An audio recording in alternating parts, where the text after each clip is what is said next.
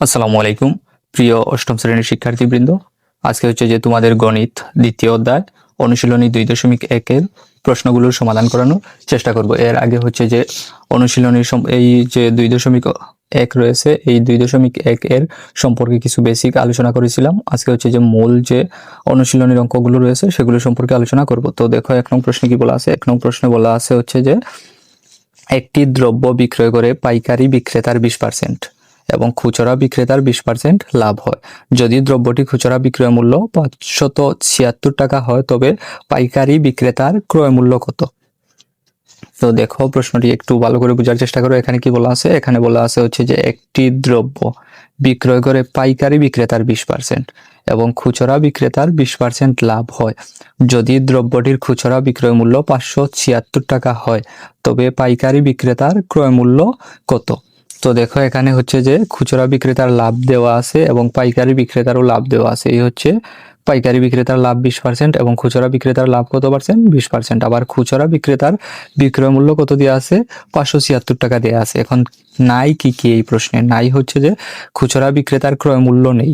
কার ক্রয় মূল্য নেই? খুচরা বিক্রেতার ক্রয় মূল্য নেই এবং পাইকারি বিক্রেতারও ক্রয় মূল্য দেয়া নেই। তো আমাদেরকে কি করতে হবে? আমাদেরকে হচ্ছে যে শুরুতে হচ্ছে খুচরা বিক্রেতার ক্রয় মূল্য নির্ণয় করতে হবে, আর তারপরে হচ্ছে পাইকারি বিক্রেতার ক্রয় মূল্য নির্ণয় করতে হবে। তো দেখো আমরা এই প্রশ্নটির সমাধান কিভাবে করব।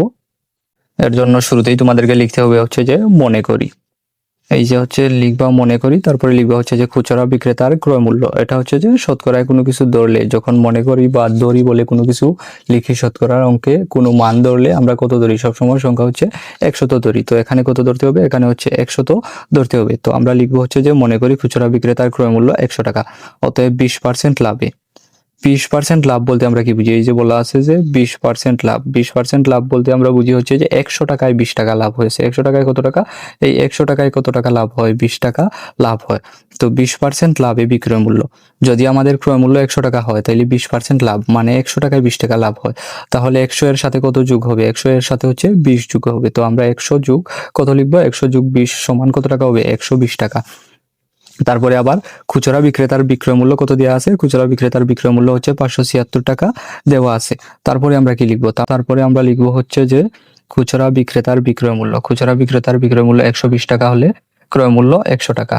খুচরা বিক্রেতার বিক্রয় মূল্য 120 টাকা হলে ক্রয় মূল্য কত টাকা? ক্রয় মূল্য হয় হচ্ছে যে 100 টাকা। তারপরে খুচরা বিক্রেতার বিক্রয় মূল্য 1 টাকা হলে, এখানে দেখো 120-এর চেয়ে 1 কি? 1 হচ্ছে যে কম। তো 120 টাকায় যে ক্রয় মূল্য হবে 1 টাকায় কি তার চেয়ে ক্রয় মূল্য বেশি হবে নাকি কম হবে? অবশ্যই কম হবে। যদি কম হয় তাহলে কি হবে? তাহলে এখানে হচ্ছে ভাগ হবে। তো ওই যে 100 রয়েছে, 100 যাবে কোথায়? 100 যাবে হচ্ছে যে উপরে এবং ভাগ হয়ে 120 কোথায় যাবে? এই 120 যাবে হচ্ছে যে নিচে। তারপরে দেখো খুচরা বিক্রেতার বিক্রয় মূল্য কত দেওয়া ছিল? 576 টাকা। তো খুচরা বিক্রেতার বিক্রয় মূল্য 576 টাকা হলে ক্রয় মূল্য সমান কত হবে?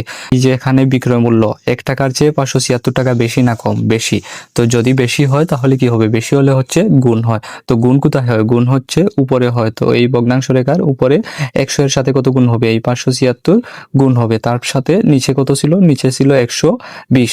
তারপরে দেখো তোমরা কি করতে পারো? এই যে এই সংখ্যা আর এই সংখ্যা হচ্ছে কাটাকাটি করতে পারো। এই সংখ্যা তো কত দিয়ে কাটা যায়? এই সংখ্যা আর এই সংখ্যা হচ্ছে তোমাদের 20 দিয়ে কাটা যায়। তো 100 কে 20 দ্বারা ভাগ দিলে কত হবে? 5-20 হয় হচ্ছে 100, আর 120 কে 20 দ্বারা ভাগ দিলে হয় হচ্ছে 6। তো নিচে হবে 6। এই 6 দ্বারা আবার 500 কত রয়েছে এখানে? 576 কে ভাগ দিলে কত পাওয়া যাবে? 576 কে ভাগ দিলে হয় হচ্ছে যে 96।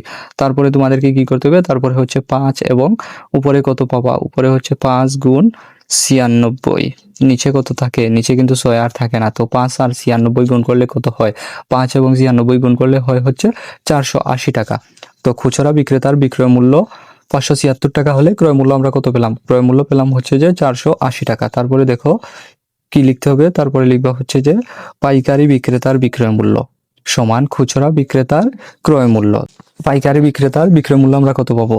যেহেতু খুচরা বিক্রেতার ক্রয় মূল্যের সমান হচ্ছে পাইকারি বিক্রেতার বিক্রয় মূল্য, তো খুচরা বিক্রেতার ক্রয় মূল্য যদি 480 টাকা হয় তাহলে পাইকারি বিক্রেতার বিক্রয় মূল্য কত হবে? পাইকারি বিক্রেতার বিক্রয় মূল্য হবে হচ্ছে 480 টাকা। কত হবে? 480। তারপরে দেখো আমরা আবার কি লিখবো? আবার 20% লাভে পাইকারি বিক্রেতার বিক্রয় মূল্য 120 টাকা হলে ক্রয় মূল্য কত টাকা? ক্রয় মূল্য হচ্ছে 100 টাকা। তো অতএব পাইকারি বিক্রেতার বিক্রয় মূল্য 1 টাকা হলে কত টাকা হলে? 1 টাকা হলে ক্রয় মূল্য কত হবে? ক্রয় মূল্য এই যে দেখো এখানে 120-এর তুলনায় 1 কি? 1 হচ্ছে ছোট, যেহেতু এখানে 1 ছোট তাই এখানে কি হবে? এখানে হচ্ছে ভাগ হবে। তো এই 120 যাবে কোথায়? 120 যাবে হচ্ছে নিচে, এবং এই যে 100 রয়েছে ক্রয় মূল্য, এই 100 থাকবে হচ্ছে ভগ্নাংশ রেখার উপরে। তারপরে দেখো, তারপরে হচ্ছে যে পাইকারি বিক্রেতার বিক্রয় মূল্য 480 টাকা। 480 টাকা কিন্তু আমরা এই যে একটু উপরে পেয়েছি, এই যে আমরা 480 টাকা এখানে পেয়েছি। তো পাইকারি বিক্রেতার বিক্রয় মূল্য কত টাকা হলে? 480 টাকা হলে ক্রয় মূল্য কত হবে? ক্রয় মূল্য অবশ্যই এখানে 1 টাকার তুলনায় যে ক্রয় মূল্য পাওয়া যাবে 480 টাকায় তার বেশি পাওয়া যাবে। তো 480 টাকায় যদি বেশি পাওয়া যায় তার জন্য কি হবে? তার জন্য হচ্ছে গুণ হবে। গুণ কোথায় হবে? ভগ্নাংশ রেখার উপরে। তো এই অংশটিকে তোমরা কিভাবে লিখবা? এই অংশটি হবে যে হচ্ছে এরকম, উপরে হবে 100 গুণ কত? 480, আর নিচে কত? নিচে হচ্ছে 120। তো দেখো তোমরা যদি কাটাকাটি করো, এই যে হচ্ছে যে এখানে কত দিয়ে কাটা যায়? এই যে 120 এবং 480 কত দ্বারা কাটা যায়? 40 দ্বারা কাটা যায়। কত দ্বারা কাটা যায়? 40 দ্বারা হচ্ছে ভাগ দেওয়া যায়। এই 40 দ্বারা যদি 100-কে গুণ দাও তাহলে কত পাবা? তাহলে হচ্ছে 400 টাকা পাওয়া যায়। তো এই হচ্ছে পাইকারি বিক্রেতার ক্রয় মূল্য কত টাকা? পাইকারি বিক্রেতার ক্রয় মূল্য হচ্ছে 480 টাকা।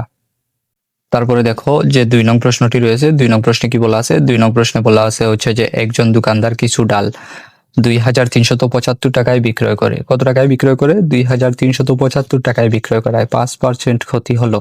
ওই ডাল কত টাকায় বিক্রয় করলে তার 6% লাভ হতো? অর্থাৎ যদি 100 টাকা সে এখানে 100 টাকায় বিক্রয় করতো তাহলে তার 100 টাকায় কত টাকা ক্ষতি হতো? 100 টাকা থেকে তার 5 টাকা ক্ষতি হতো। 100 টাকায় 5 টাকা ক্ষতি হতো।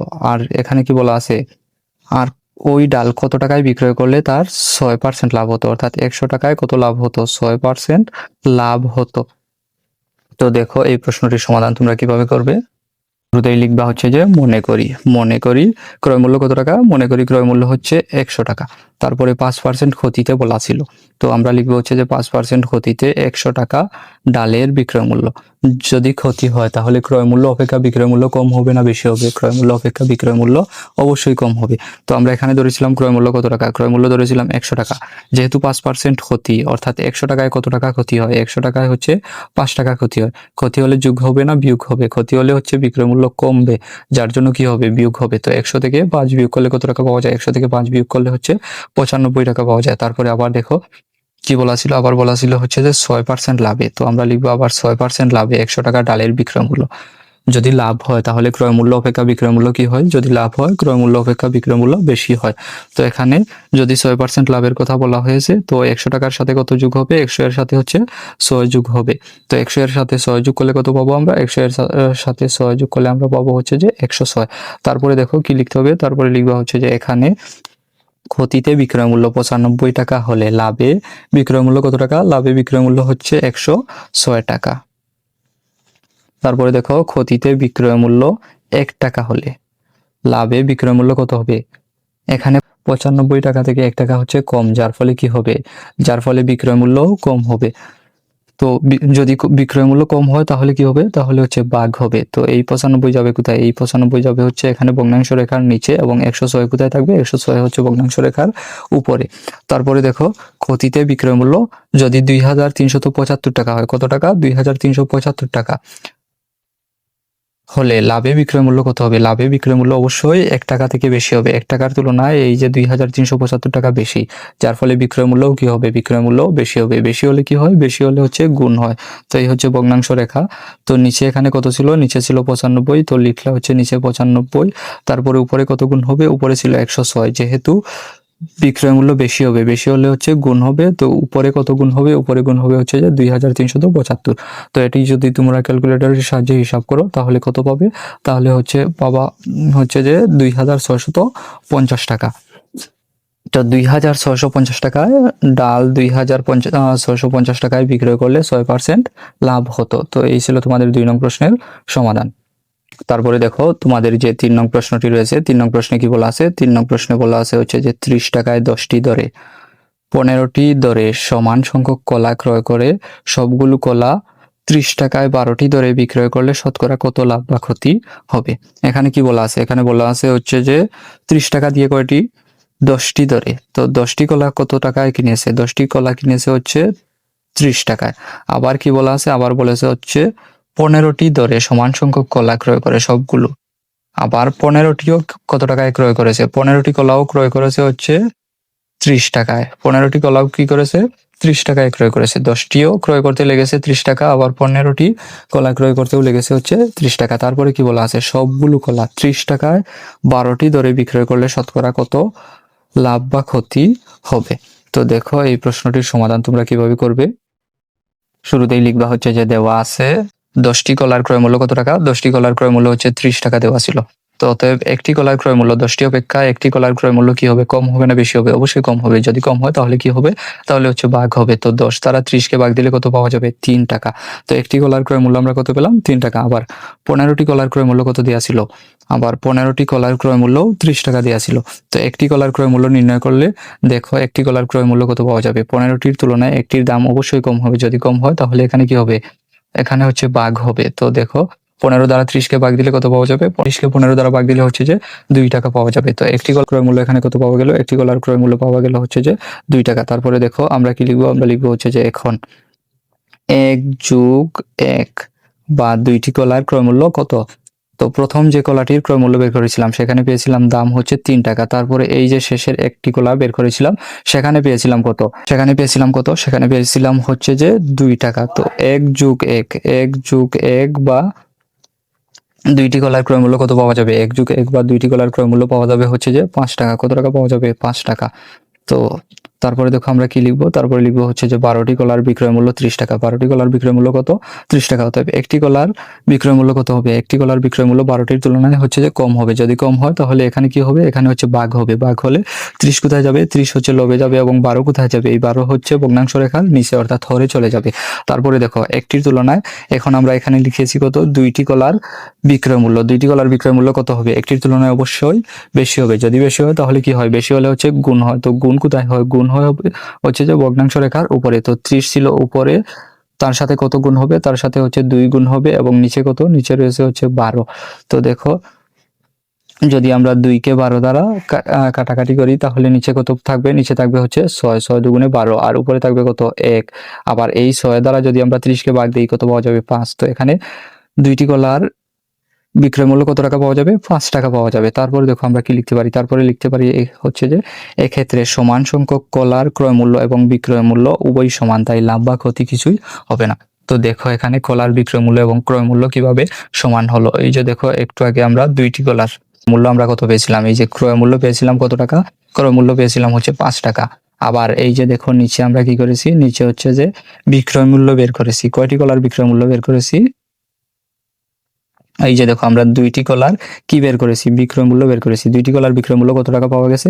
2টি কলার বিক্রয় মূল্য হচ্ছে যে 5 টাকা পাওয়া গেছে। যেহেতু ক্রয় মূল্য এবং বিক্রয় মূল্য সমান তাই লাভ বা ক্ষতি কোনোটি হয়নি।